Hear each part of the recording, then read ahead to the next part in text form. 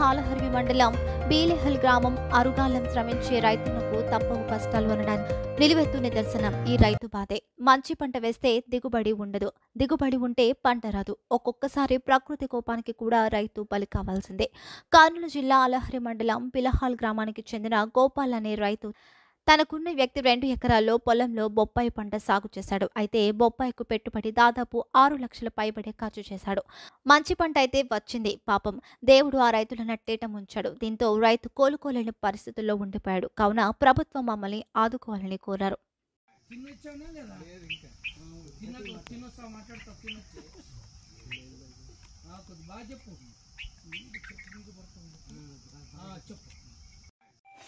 బిలాల్ గ్రామంలో మేము 2 ఎకరాలు పప్పాయి వేసినాము.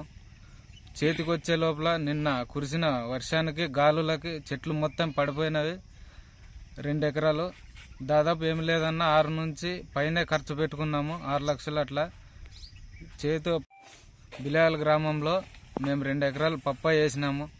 ఆలూరు తాలూకు మాది బిలాల్ గ్రామము. నా పేరు గోపాల. రైతు 2 ఎకరాలు పప్పాయి పెట్టినాను. అది పంట వచ్చింది చేతికి. తీసుకుందామనే లోపల వాన గాలి లేసేసి మొత్తం పడిపోయింది సార్. అది గవర్నమెంటే ఆదుకోవాలని కోరుతున్నాం.